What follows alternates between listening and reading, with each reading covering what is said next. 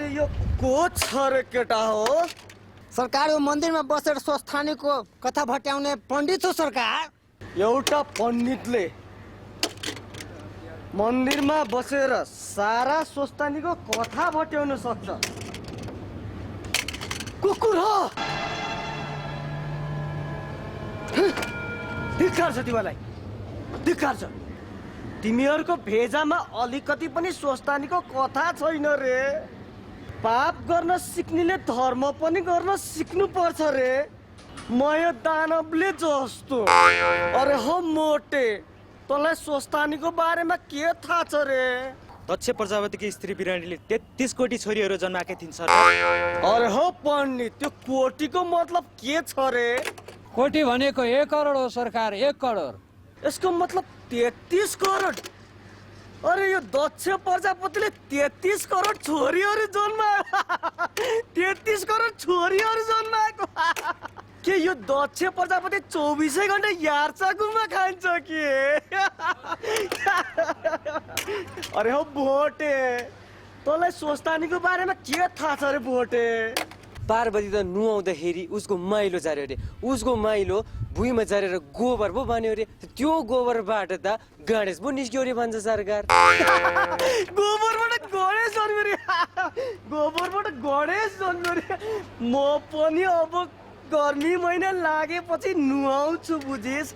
मेरो मैलोबाट पनि गोबर बन्छ अनि गोबरहरूबाट म थुप्रै लडाकु बनाउँछु।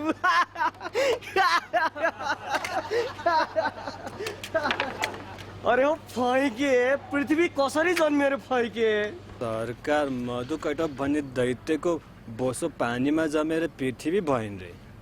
मासुले पर्वत भए रे, हाटले ढुङ्गो भए रे सरकार। अरे हो छोटे, त सूर्य माताले पृथ्वी जन्माइन् भन्थिस् रे।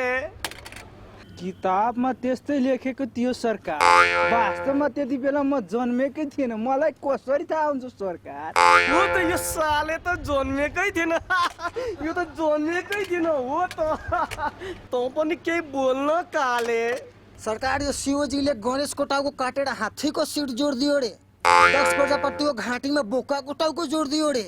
तर मलाई यसमा शङ्का छ सरकार। कस्तो शङ्का हो भोटे? सरकार, शिवजीले आफ्नै छोराको टाउको काटेर हात्तीको टाउको हालेर बजाउन सक्ने शिवजीले आफ्नै श्रीमती सत्यदेवीलाई चाहिँ किन बजाउन नसक्यो? हो, यसमा चाहिँ मलाई शङ्का छ सरकार। यो भोटेको टाउकोमा अलिकति भए पनि दिमाग रहेछ। अरे हो पण्डित, यस प्रश्नको जवाब के छ रे?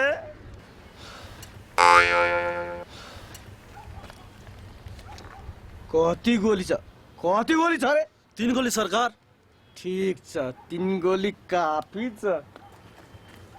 अरे हो पण्डित, यस मोहन सिंहको डिक्सनरीमा हुँदैन, सक्दिन, भन्दिन जस्ता शब्दहरू छैनन्।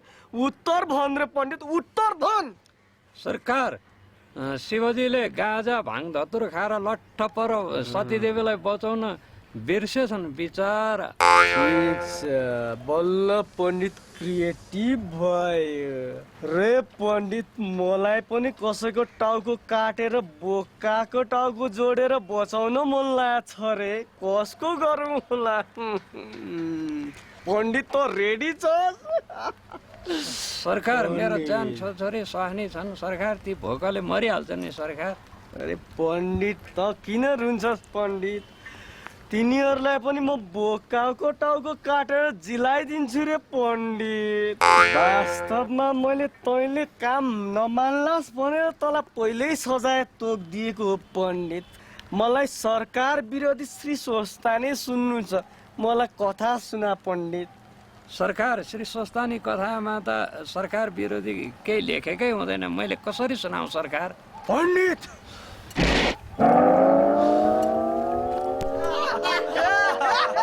हावामा गोली फायर गर्दा पनि पण्डित तल्यो रे। हावामा गोली फायर गर्दा पनि पण्डित तल्यो रे।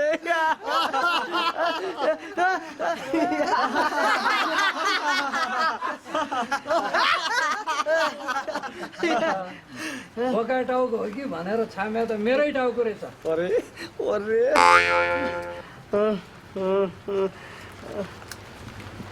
म सरकार अब कथा भन्छु सरकार। भन्न त पण्डित। कुमारजी आज्ञा गर्नुहुन्छ हे अस्ति मुनि।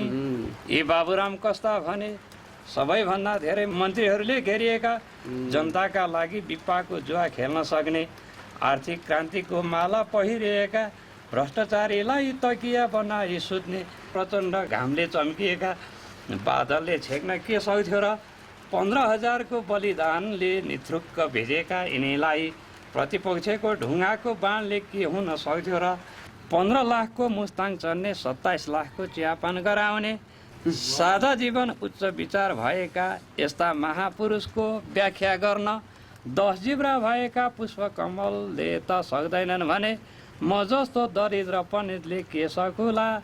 इति श्रीकन्द पुराणे बाबुराम खण्डे प्रचण्ड महात्मे सरकारे प्रतिपक्ष संवादे हिसिला भ्रष्ट कथायम दण्डहीनो नाम 10 वर्षे सत्ता अध्यायम।